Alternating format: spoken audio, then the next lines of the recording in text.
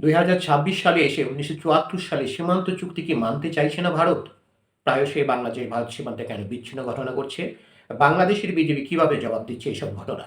আসসালামু আলাইকুম দর্শক, চোখ রাখুন বার্তা নিকাশে, সাথে থাকুন সাবস্ক্রাইব করে। পাটগ্রাম সীমান্তে উত্তেজনার ঘটনায় বিএসএফকে বিজেপির স্পষ্ট বার্তা। সীমান্তে কাঁটাতারে বেড়া নির্মাণ করতে হলে 1974 সালের বাংলাদেশ ভারত সীমান্ত চুক্তি মেনেই করতে হবে।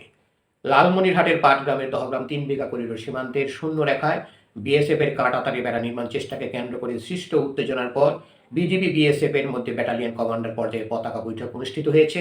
সীমান্ত এলাকায় কাঁটাতারে বেড়া নির্মাণ করতে হলে তা অবশ্যই শূন্য রেখার 150 গজের বাইরে করতে হবে বলে স্পষ্টভাবে ওই বৈঠকে জানিয়েছে বিজিবি। শনিবার 23 মে বাংলাদেশ ভারত সীমান্তের প্রধান পিলার ডিএমপি 7 এর উপপিলার 12 নম্বর সংলগ্ন ভারতীয় 3 বিঘা করিডোর এলাকায় এই বৈঠক অনুষ্ঠিত হয়। বৈঠক সূত্র জানায়, বিএসএফ এর পক্ষ থেকে দাবি করা হয়, শূন্য রেখা থেকে 50 গজের মধ্যে জমি অধিগ্রহণের লক্ষ্যে 3 ফুট উচ্চতার বাঁশের খুঁটি স্থাপন করা হয়েছিল। এই ঘটনাকে কেন্দ্র করে বিজিবির সদস্যরা অস্ত্র কক করে ফায়ারিং পজিশনে যায়, যা অনাকাঙ্ক্ষিত। জবাবে বিজিবির পক্ষ থেকে বলা হয়, 1974 সালে সীমান্ত চুক্তি অনুযায়ী 150 গজের মধ্যে কোনো স্থাপনা নির্মাণ করা যায় না। বিএসএফ আইন উপেক্ষা করে খুঁটি স্থাপন করায় আত্মরক্ষার জন্য বিজিবি প্রতিরোধমূলক অবস্থান নেয়।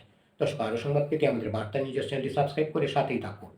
বৈঠকে বিএসএফ বাংলাদেশি নাগরিকদের বিরুদ্ধে ভারতীয় জমির ফসল নষ্ট করার অভিযোগ তোলে। এই বিষয়ে বিজেপি জানায়, কোনো বাংলাদেশি নাগরিক ভারতীয় ভূখণ্ডে প্রবেশ করলে আইন অনুযায়ী ব্যবস্থা নেওয়া হবে। পাশাপাশি ফসল নষ্টের ঘটনায় দুঃখ প্রকাশও করা হয়। বিজেপি আরও জানায়, সীমান্ত এলাকায় কাঁটাতারে বেড়া নির্মাণ করতে হলে তা অবশ্যই 150 গজের বাইরে করতে হবে। এর আগে শুক্রবার দহগ্রাম সীমান্তের 3 বিঘা করিডোরে শূন্য রেখার 10 থেকে 20 গজের মধ্যে বিএসএফ সদস্য ও ভারতীয় শ্রমিকরা পরিমাপ শুরু করেন। এ সময় সীমান্ত আইন না মেনে বাঁশের খুঁটি স্থাপন করতে থাকে বিএসএফ। বিজিবির পানবাড়ি কোম্পানির কমান্ডার সুবেদার হোসেন আলী ঘটনাস্থলে গিয়ে কাজ বন্ধের আহ্বান জানান।